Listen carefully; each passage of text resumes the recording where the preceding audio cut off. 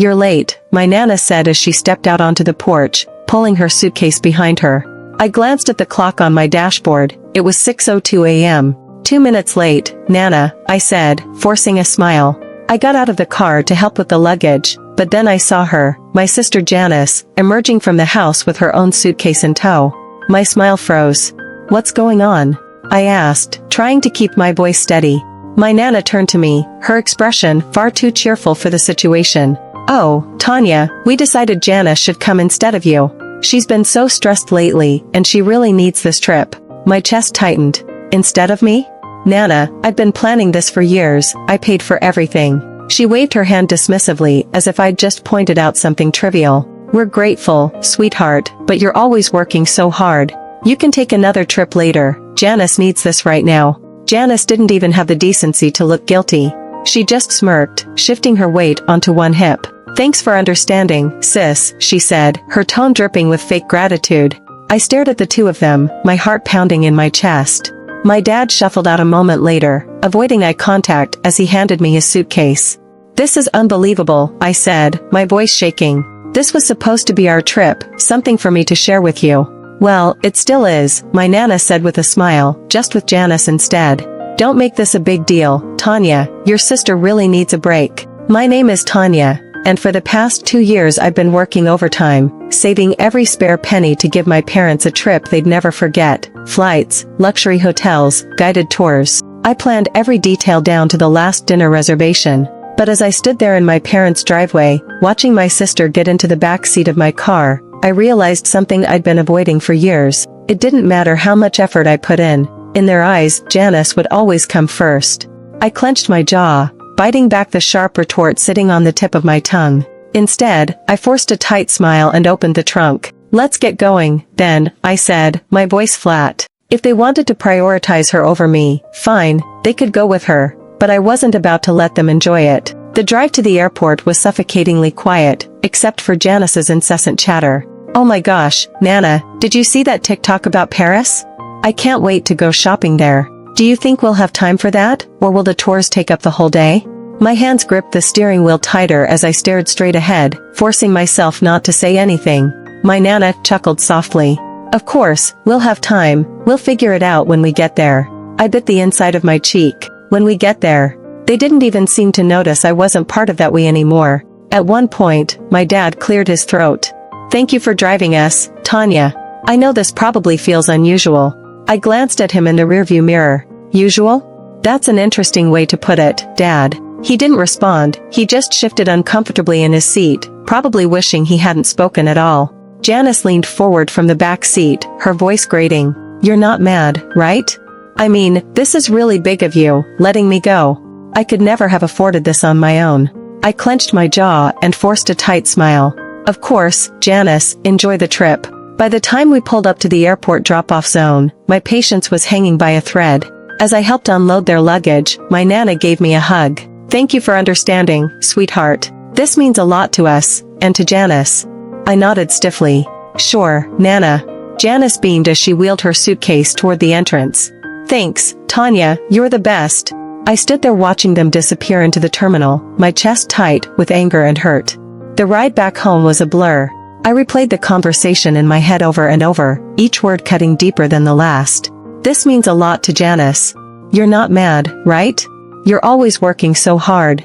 I parked in my driveway and sat in the car for a few minutes, gripping the steering wheel until my knuckles turned white. Then, without a second thought, I marched into the house, pulled out my laptop, and logged into every travel account I'd used to book the trip. Hotel reservations canceled, tours refunded, airline upgrades, nope. I stared at the confirmation emails piling up in my inbox, feeling the tightness in my chest start to ease. They wanted to take Janice instead of me? Fine, but they wouldn't be staying in 5-star hotels or enjoying private tours on my dime. When I closed my laptop, a sense of satisfaction settled over me. They could explain themselves to the front desk staff in Paris. I was done being their doormat. The call started as soon as their flight landed. My phone buzzed repeatedly as I unpacked my suitcase, the one I'd packed so carefully for a trip that was no longer mine. The irony wasn't lost on me as I hung up my dresses and neatly placed my shoes back on the shelf. The buzzing continued, filling the room with its relentless vibration.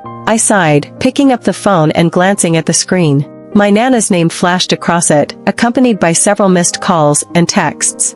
I unlocked the phone and scrolled through the messages. Tanya, what's going on? The hotel won't let us check in. The reservation is missing. Call me immediately. Tanya, this isn't funny, fix this now. A laugh escaped me before I could stop it. Fix this? They really thought I'd swoop in and save the day after what they'd done. The phone buzzed again, this time with a call from Janice. I let it ring out, only for her to leave a voicemail. Tanya, this is so petty, she snapped, her voice dripping with entitlement. We're stuck here because of you. You need to call the hotel and fix it now.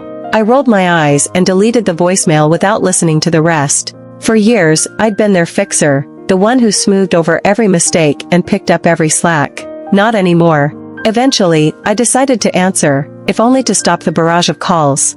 My Nana's voice hit me like a tidal wave of anger as soon as I picked up. Tanya, what did you do? The hotel says the reservation was cancelled, and none of the tours are booked anymore. I let her rant for a moment, then calmly replied, I cancelled them. There was a long, stunned silence before she hissed, why would you do that? Oh, I don't know, I said, my tone laced with sarcasm. Maybe because you decided to take Janice on my trip? You're lucky I even drove you to the airport. We thought you'd understand, she snapped. Understand what? I asked, my voice rising, that years of saving and planning didn't matter because Janice needed a break? That my hard work meant nothing to you? Guess what, Nana, I don't understand, and I don't care to. I hung up before she could respond, and turned my phone off, tossing it onto the couch. The silence that followed was bliss, and I felt like I could breathe again. If they wanted to prioritize Janice, fine, but they could figure out the rest of the trip without me. The silence lasted only a day. By the next morning, my phone was buzzing again with calls and messages. At first, I ignored them. I spent the day cleaning the house and catching up on work, but curiosity got the better of me. By evening, I opened my phone and braced myself for the storm of texts from my Nana. Tanya, you've gone too far. Your sister is in tears, and your father is furious. We can't get into any of the hotels you booked. From Janice, you're acting like a child. I don't get why you're making this such a big deal, just fix it already. And finally, from my dad, we need to talk. This isn't right. I set the phone down, shaking my head. For years, I'd been the one to fix things, to make sure everyone was comfortable and happy. Now that I'd taken a step back, they didn't know how to handle it. I poured myself a cup of tea and sat down at the kitchen table, letting the anger simmer. How dare they expect me to clean up their mess? How dare they act like I was the one in the wrong? The next call came minutes later, and this time I answered. Tanya, my Nana barked before I could say a word. This isn't funny anymore. We're stranded. Do you have any idea how embarrassing this is? I took a slow sip of my tea. Embarrassing? You think this is embarrassing? Try saving for years, planning every detail, and then being told you're not even part of the trip you paid for. Stop being dramatic, she snapped. Janice needed this more than you. And now she can figure it out, I said firmly. You made your decision, Nana. You wanted to take Janice instead of me, fine, but don't expect me to fund her vacation. We're family, she hissed. We don't do this to each other. I let out a bitter laugh. Funny, I was just thinking the same thing. Janice's voice came through the background, whining, Nana, just hang up on her, she's being impossible. That was the final straw. Enjoy your trip, I said, my tone icy. Oh wait, you can't, because it's not your trip, it was mine, and now it's nobody's. Goodbye. I hung up before she could respond, and turned my phone off again. For the rest of the evening, I felt an odd mix of anger and relief, anger that they'd put me in this position, but relief that I'd finally stood up for myself. They could call me dramatic all they wanted. For the first time in my life, I wasn't letting them take advantage of me. The next few days were blissfully quiet. With my phone turned off, I finally had space to think clearly, free from the barrage of guilt trips and accusations. I spent my morning sipping coffee on my back porch, enjoying the calm I'd craved for so long. My afternoons were filled with work and catching up on little projects I'd been putting off, things that reminded me how capable I was when I wasn't bogged down by their endless demands. But by the third day, curiosity got the better of me. I turned my phone back on to find over a dozen voicemails waiting for me. The first few from my Nana, growing increasingly hysterical with each one. Tanya, you need to call me back right now. This has gone too far. I can't believe you're doing this. You've humiliated us. We're your parents. How could you treat us this way? Then came Janice's messages, full of the same entitled tone she'd always used. "This is so petty, even for you. You're ruining everything. Just fix it, Tanya."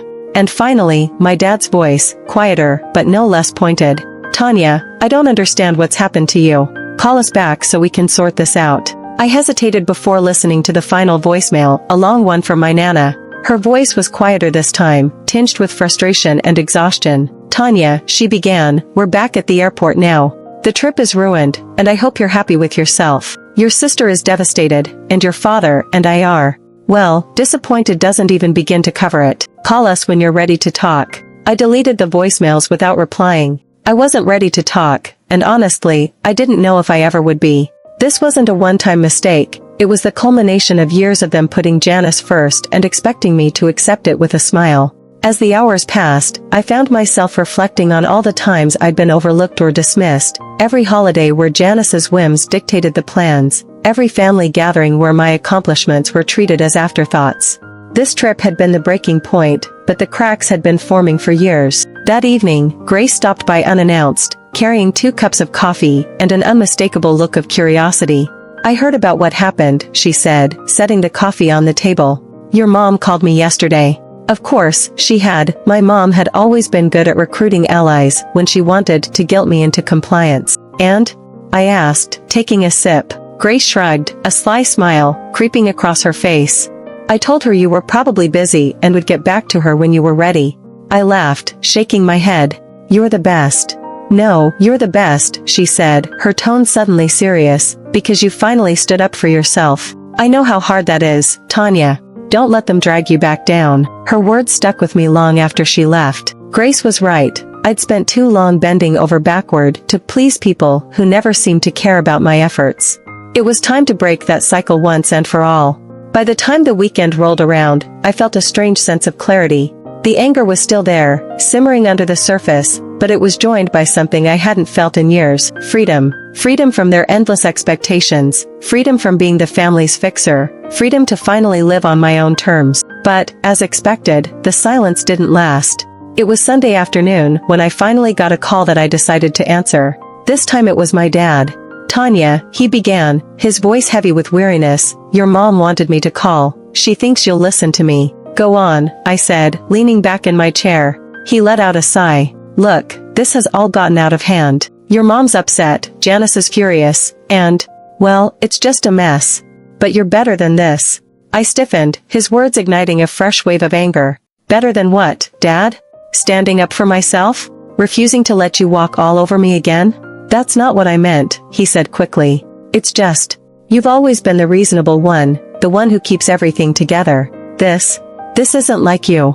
I laughed, a short, bitter sound. "You're right, it's not like me, because I'm not bending over backward to clean up your mess." He paused, and for a moment I thought he might finally see my side of things, but then he said, "You're punishing the whole family over one decision. Is that really fair? Fair?" I repeated, my voice rising. "You want to talk about fair?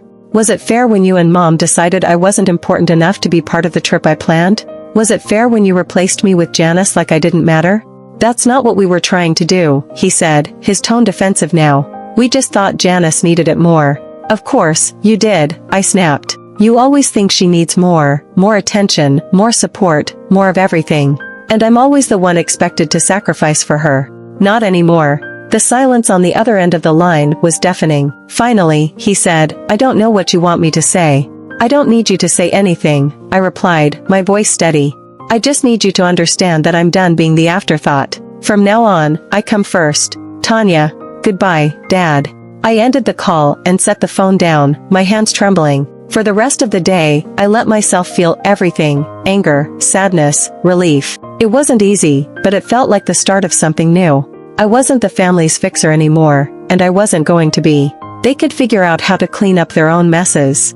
When my parents and Janice finally returned, I was waiting for them at their house.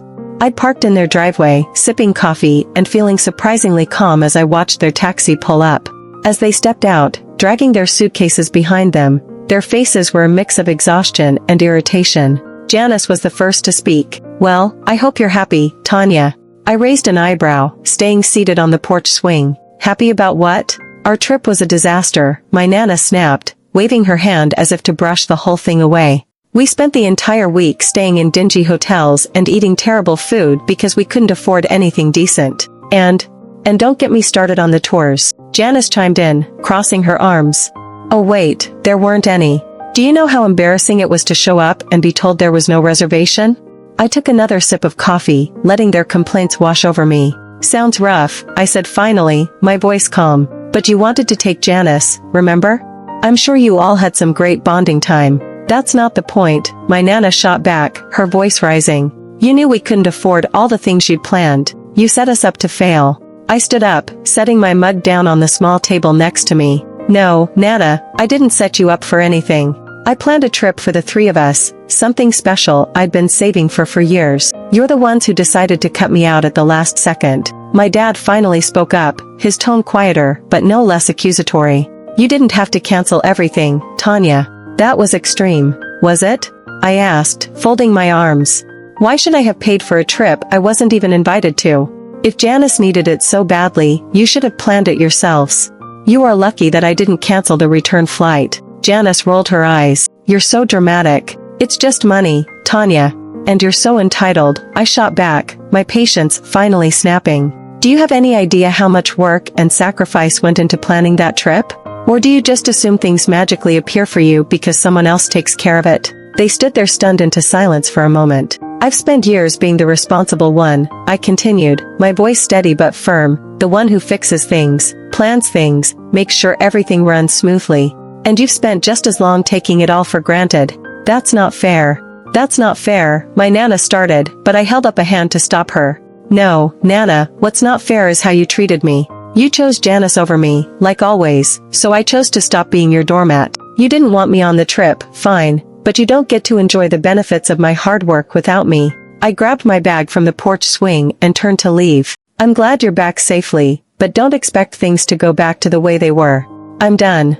As I walked to my car, I heard them calling after me, their voices a mix of anger and guilt, but I didn't look back. The drive home from my parents' house felt strange, peaceful. For years, every visit had left me emotionally drained, but this time I felt lighter. I'd finally said everything I'd been holding in, and for once, I wasn't worried about their reaction. When I got back to my house, I made a cup of tea and sat on the couch, replaying the confrontation in my head. They'd been so sure I'd fold, that I'd give in like always, but watching their stunned faces as I walked away was a reminder of how much I'd changed. They could be angry, hurt, or embarrassed, it didn't matter anymore. I was done living my life to meet their expectations. The next day, I got a call from Grace. How'd it go? She asked, not bothering with pleasantries. I laughed, leaning back against the kitchen counter. Exactly like you'd imagine. They're furious, Janice is pouting, and Nana is probably trying to figure out how to guilt me back into line. Grace let out a snort. Let her try. You've got a backbone now, and I'm here to make sure it stays in place. I grinned, grateful for her unwavering support. Thanks, Grace, I mean it. You've been my rock through all of this. Anytime, she said, her voice softening. So, what's next for you now that you're not playing family fixer anymore? That question had been circling in my mind since the confrontation. What was next? For years, so much of my energy had been poured into trying to please my family, trying to earn their approval. Now that I'd let go of that burden, the possibilities felt endless, and a little intimidating. I don't know yet, I admitted, but I feel like I get to decide. Not them, not anyone else, just me. Sounds like the start of something amazing, Grace said, and I could hear the smile in her voice. Over the next few weeks, I started making small changes that felt big in their own way. I redecorated my living room, swapping out the hand-me-down furniture from my parents for pieces that felt uniquely mine. I spent weekends exploring local cafes and parks, things I'd always meant to do, but never made time for.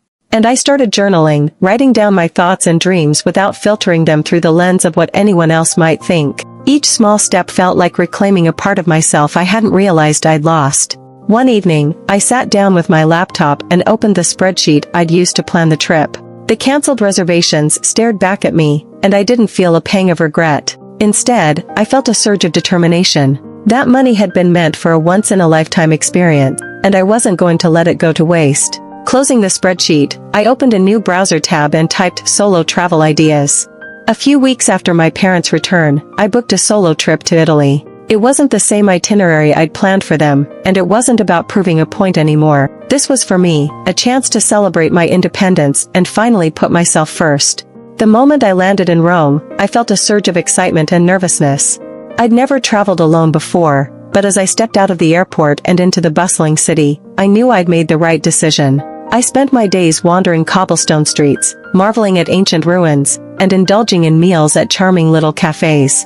There was no schedule, no one else to consider, just me and the freedom to do exactly what I wanted. One afternoon, while sitting on the Spanish steps with a gelato in hand, I pulled out the journal I'd brought with me. For years, I'd written about what I wanted to achieve, but those dreams were always wrapped up in making someone else happy. Now, as I wrote, the focus shifted: learn a new language, start a small business, travel to at least 5 more countries. The list grew, each goal a reflection of the life I wanted to create, not the one I'd been expected to live. On my last night in Florence, I had dinner at a small, family-run restaurant overlooking the Arno River. As I watched the sunset paint the sky in hues of orange and pink, I felt a deep sense of peace. This trip had been more than just a vacation, it was a turning point. I'd spent so much of my life trying to earn my family's approval, but here, thousands of miles away, I realized something important: I didn't need it. I was enough, just as I was. When I returned home, my parents tried to reach out again, this time with softer tones and carefully worded messages. "Hope you had a nice trip," one text from my Nana read. "Maybe we can all talk soon." I stared at the message for a moment before setting my phone down. I wasn't ready to reply, and that was okay. This time it would be on my terms. As I unpacked my suitcase and placed souvenirs on my shelves, I felt a sense of pride. A week after returning from my trip, I received a call from my mom. This time I answered. "Hi, Tanya," she began, her tone unusually soft. "How was your trip?" "It was amazing," I replied, keeping my voice neutral. "That's good to hear," she said, pausing as if searching for the right words. "We've been thinking a lot about what happened. Maybe we handled things poorly." The admission surprised me, but I wasn't ready to let her off the hook just yet. "Poorly? You replaced me on a trip I planned and paid for without even asking." "Poorly is an understatement." "I know," she said quietly. "Your dad and we didn't realize how much it would hurt you." "And Janice?" I asked. "Does she feel bad, too, or is she still blaming me for ruining her vacation?" "She's upset," my mom admitted, "but I think she knows she could have handled things better." I sighed, leaning against the counter. "Nana, this wasn't just about the trip, it's about years of putting her first and expecting me to pick up the slack. I'm not doing it anymore." "I understand," she said after a moment. "We're going to try to do better. We don't want to lose you." Her words tugged at something deep inside me, but I'd learned enough not to let guilt dictate my choices. "I'm glad to hear that," I said, "but it's going to take more than words to fix this. I need to see real effort, not just apologies." "You will," she promised. "We'll give you the space you need, but I hope you'll let us back in someday." After the call, I felt a mix of emotions: relief that they were finally acknowledging their behavior, and skepticism about whether they'd actually change. But as I sat down with my journal that evening, I realized something important: whether or not they changed wasn't my responsibility.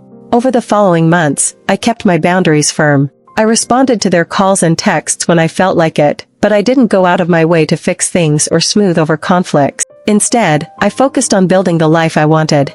I signed up for a photography class, something I'd always dreamed of doing but never had the time or energy for. I joined a local hiking group and even started planning my next solo trip. Each step I took felt like reclaiming another part of myself. One day, as I sat on my porch watching the sunset, I realized how far I'd come. I wasn't the person who bent over backward for people who didn't appreciate me. I was someone who valued herself, who set boundaries, and who wasn't afraid to stand up for what she deserved. I felt truly free.